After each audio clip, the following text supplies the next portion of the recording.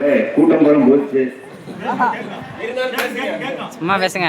எல்லாரும் இந்நேரத்து வரைக்கும் பொறுமையா இருந்து இவ்வளவு நிகழ்ச்சியை கண்டுகளிச்சதுக்கு பொதுமக்களுக்கு முதல்ல நமது திருப்பவன் கிராம இளைஞர்கள் மேம்பாட்டு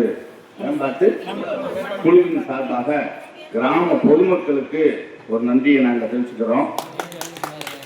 அதே நேரத்தில் இந்த நிகழ்ச்சியை நிறைய செலவு பண்ணி முயற்சி, உழைப்பு மற்றும் பொருள் நிதி திரட்டி செஞ்ச இந்த இளைஞர்கள் ரொம்ப பிரயாசப்பட்டு செஞ்சிருக்காங்க. அதில் ஒரு சில இப்போதானே புதுசு, இது ஏற்கனவே முந்தி ஆரம்பிச்சது நடுவில் விட்டு போச்சு, இப்போ திரும்பி ஆரம்பிச்சிருக்காங்க. இந்த இளைஞர்கள் இதே மாதிரி நிகழ்ச்சிகளை இன்னும் தெளிவாக தெரியாதது அடுத்தவங்கிட்ட கேட்டு நல்ல முறையில் இன்னும் மேலும் வருஷம் சிறப்பாக நடத்தணும்னு இந்த இழுப்பத்தில் இருக்க அத்தனை தெய்வங்களையும் வேண்டி இந்த இளைஞர்களுக்கு இதில் சம்பந்தப்பட்ட அத்துணை இளைஞர்களுக்கும் நல்ல வாழ்வும் வயதும் செல்வமும் பெருகி மேலும் விளங்கி இந்த இழுப்பம் கிராமத்தின் பெருமையை சேர்க்க வேண்டும் என்று இந்த இழுப்பத்தில் குடிகொண்டு அருள்பார்த்து கொண்டிருக்கும் அத்துணை தெய்வங்களையும் நான் பிரார்த்தனை செய்து கொள்கிறேன். அடுத்தாற்போல் இந்த நாடக மேடையில் முதல்ல இந்த நிகழ்ச்சியை நடத்தினதுக்கு இந்த இளைஞர்களுக்கு கிராமத்தின் சார்பாகவும் எனது சார்பாகவும் நான் ஒரு நன்றியை தெரிவித்துக் கொள்கிறேன். ஏன்னா நாடக மேடையை வாங்குறதுக்கு கொஞ்சம் நிறைய பிரயாசப்பட்டோம். வீரரசன் காலத்தில் இருந்து இதை எப்படியாவது வாங்கிடணும் அப்படின்னு ரொம்ப பிரயாசப்பட்டு அதை வாங்கிட்டோம். அதில் நம்ம கிராமத்தின் சார்பாக ஒரு நிகழ்ச்சி சபாய்க்கெல்லாம் போடணும்னு நினச்சோம், முடியலை. நிதி பற்றாக்குறை, அடுத்தடுத்து ஒன்றொன்னா செஞ்சுக்கிட்டு இருக்கோம். இப்போ சோனியாவில் கட்டிக்கிட்டு இருக்கோம், அடுத்து செவ்வாய் சாட்டணும், இனி அடுத்து நாளைக்கு சிவன்ஸு சாப்பாடு ஓடணும். இதுக்கு நடுவில் இளைஞர்களும் இந்த மாதிரி செய்கிறாங்கன்றதுனால கொஞ்சம் யோஜனை பண்ணி பார்த்துக்குருவோம். சோனியாவில் கும்பாபிஷேகத்துக்கு நாடகம் போடுவோம்னு நினச்சிக்கிட்டு இருந்தோம்.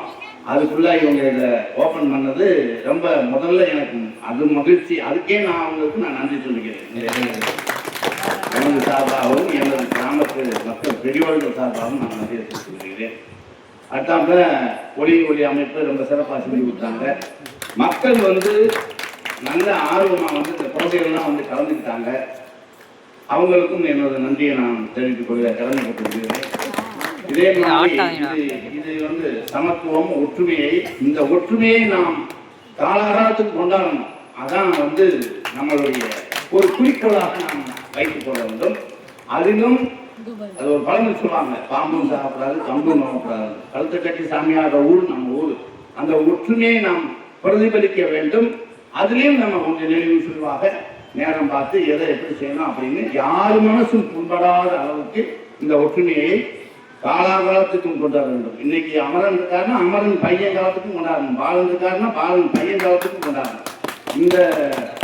இதுதான் என்னுடைய அன்பான இந்த இளைஞர்களுக்கு வேண்டுகோள். எந்த விதமான வேறுபாடும் இருக்காம ஏதாவது ஒரு சிறு இது இருந்தாலும் அதை மனசில் வச்சுக்கிறாம நம்ம எல்லோரும் அந்த காலத்திலிருந்து எப்படி வந்தோமோ அதை இன்னும் காலத்துக்கு கொண்டு இந்த நிகழ்ச்சிகளை இதே மாதிரி இன்னும் பல நிகழ்ச்சிகளை நல்ல முறையில் நடத்தி நமது கிராமத்தின் பெருமையையும் ஒற்றுமையையும் ஓங்க செய்ய வேண்டும் என்று உங்கள் அனைவரையும் இளைஞர்களை நான் அன்போடு வாழ்த்தி கேட்டுக்கொள்கிறேன். வாய்ப்புக்கு நன்றி கூறி விடைபெறுகிறேன்.